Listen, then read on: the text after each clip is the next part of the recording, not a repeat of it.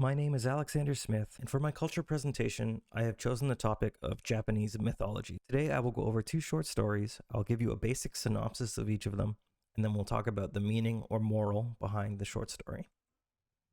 Grandfather Cherry Blossom is a short story about an old man and woman with gentle hearts.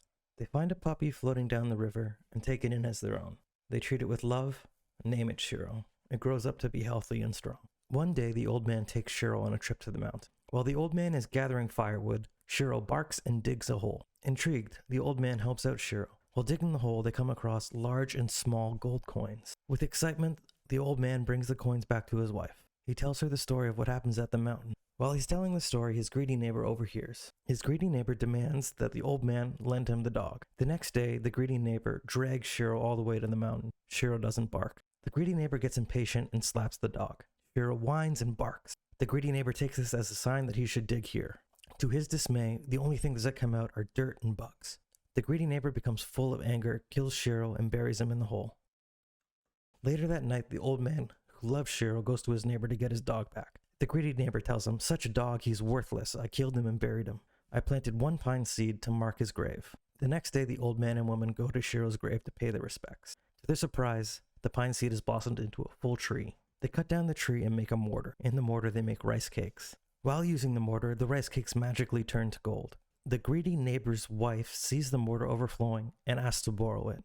She takes it home and immediately tries to make rice cakes. But when she tries to make rice cakes, the rice turns to dirty, stinking garbage. The greedy neighbor once again is full of anger and rage. He breaks the mortar and burns it in his oven. The next day, the old man who loved Shiro went to get the mortar from his neighbor. His neighbor said, "Such a mortar, it's garbage. I broke it and burned it. If you want it, you can go get the ash out of my stove." The old man who loved Shiro got the ash and put it in a bamboo basket. On his way home, a gust of wind blew the ash out of the basket and onto the withered grass. The grass bloomed with flower. The old man's heart was filled with joy. He scattered the ash on a cherry blossom tree. The tree bloomed beautifully. Passing by was a feudal lord. Feudal lord said, "Beautiful, wonderful, a tree this magnificent deserves a prize." Once again, the greedy neighbor saw what happened. He took it upon himself to grab ash and go to the lord's palace.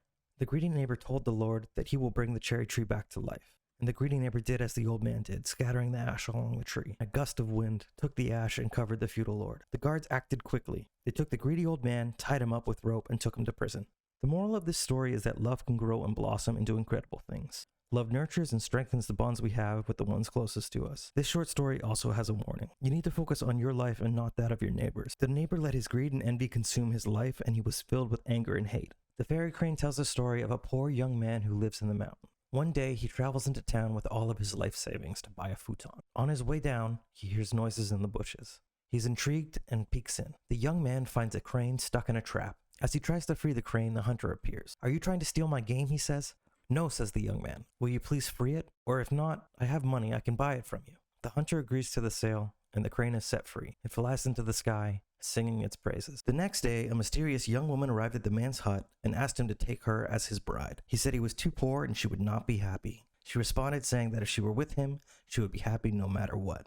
He agreed and his life was filled with love. One day, the wife finds a loom while cleaning. She tells her husband she would like to weave, but when she does, he cannot come in the house and he can never watch her. The young man finds it odd, but agrees. The woman weaves for 4 days straight and emerges from the hut with a beautiful cloth. She looks frail and weak, and the young man expresses his worry. The woman tells him that there is no need to worry, and he should go sell the cloth in town. The husband does as she says. The storekeeper is simply amazed by the cloth and offers to pay 100 gold coins for it. He also tells the young man if he brings more, he will pay double. The young man's fortune starts to change his heart. No longer worried about his wife's condition, he asks his wife to weave again, and that with their fortune, they can move to a mansion in town.